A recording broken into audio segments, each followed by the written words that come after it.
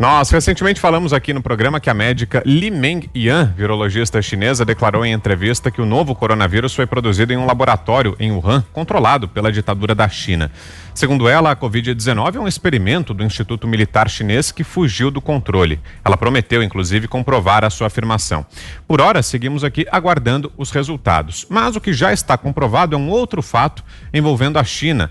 Dessa vez não com vírus, mas com uma bactéria. Mais de 3 mil pessoas no noroeste da China adoeceram depois que uma bactéria escapou em 2019 de um laboratório biofarmacêutico que produz vacinas para animais. O fato só veio à tona agora, em 2020. Essa bactéria pode causar febres, dores nas articulações e dores de cabeça. O problema foi que um laboratório estatal na região usou um desinfetante vencido no processo produtivo. Como resultado, a esterilização foi incompleta e as bactérias ainda estavam presentes nas emissões de gases da empresa, contaminando as pessoas. Os pacientes infectados receberão uma indenização de acordo com as autoridades da ditadura chinesa. Fiuza.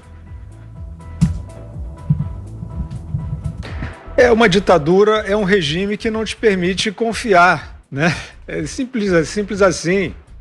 A ditadura não tem transparência, a ditadura não tem aferição, né? Então, a ditadura é um buraco negro de práticas indevassáveis. O principal ponto em relação a isso, que motivou a crítica do presidente dos Estados Unidos na Assembleia Geral da ONU em relação à China e à OMS, foi um país que conseguiu esconder não só o contágio do início do contágio do coronavírus, que se transformou numa pandemia, porque a ditadura chinesa escondeu, como sumiu com os denunciantes. Então, a gente não tem estado sempre aí às voltas, a gente não viu o pessoal jogando bola com a cabeça do Bolsonaro. Isso tudo é para dizer, olha, ali é o mal, ali é o ditador, ali é aquele que vai solapar os seus direitos, vai ameaçar você porque vai roubar os seus direitos. Isso é a China. Isso não é um papo ideológico. Isso não é uma conversa de clube, de camisa, não. Isso é um fato. Então, a gente viu, Vitor, aí recentemente, nessas idas e vindas loucas da Organização Mundial da Saúde, loucas, né? A forma como a diretriz do lockdown foi sendo trazida, oscilante, titubeante, para uma organização que é referência de saúde sanitária no meio da pandemia, é criminoso. É criminosa, é uma forma criminosa. E a gente viu recentemente o Tedros Adhanom, essa figura que já está na história, né? O homem errado no lugar errado, na hora errada, dizendo que sim, que a OMS, eles soltam manchetes, eles não soltam estudos, né? Nem diretrizes, eles soltam manchetes de terror.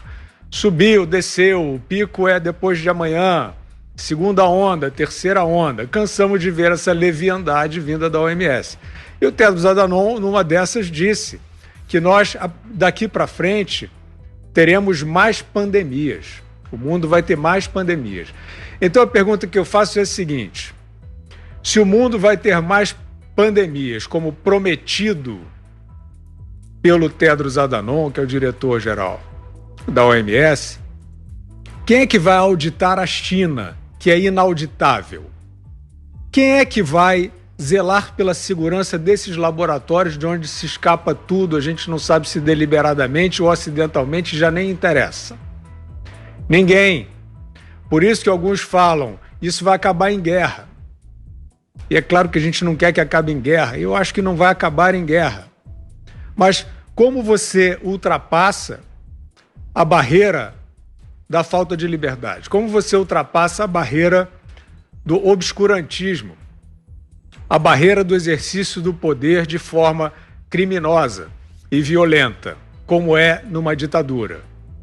Isso eu não sei. Vai ter que haver uma pressão e vai ter que haver, sim, uma contestação clara de quem tem apreço pela liberdade e pela democracia, é uma contestação ao regime chinês, porque de lá, da forma que ele está estruturado, pode sair tudo. Oceana.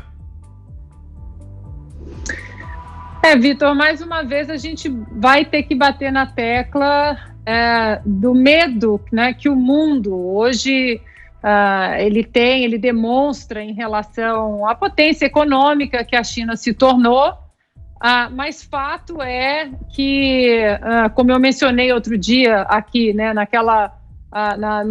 fábula de Esopo, onde os ratinhos, né, estão sempre sendo comidos, aí algum deles fala, bom, alguém vai ter que colocar um sino nesse gato para quando o gato se aproximar, a gente ver que ele está se aproximando e a gente fugir.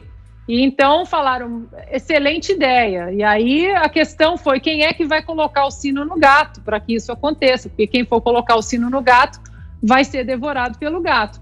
E a verdade, Vitor, é que o presidente norte-americano colocou o sino nesse gato, né? E hoje está aí, o gato silenciosamente avançando sobre o Ocidente.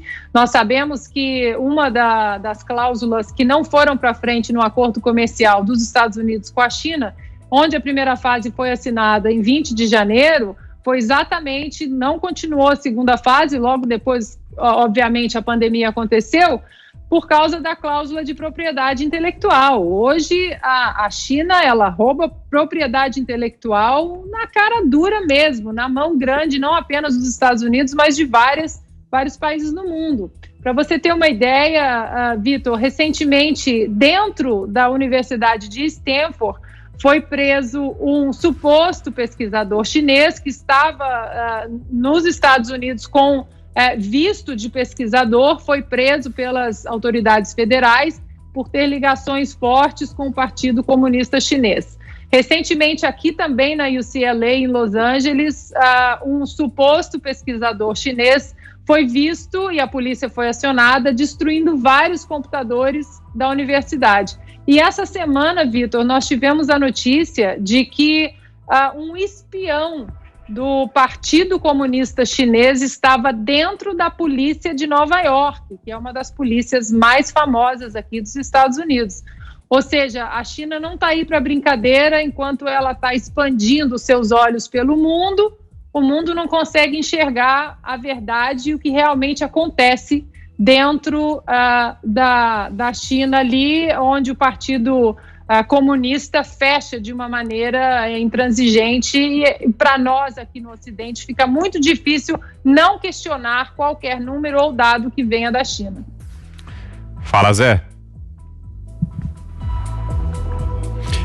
As guerras biológicas e químicas, elas representam aí cicatrizes vergonhosas na história da humanidade. São armas que traduzem ali a covardia pura e foram usadas e às vezes ainda são usadas. Mas depois da Segunda Guerra houve uma convenção em Genebra que acabaram banindo, né, pelo menos oficialmente, a possibilidade de uso de armas químicas e biológicas. A gente sabe, por exemplo, de gases asfixiantes, vesicantes, que eram usados durante a guerra e, por exemplo, o antrax, bacilos de antrax, que é mortal, né?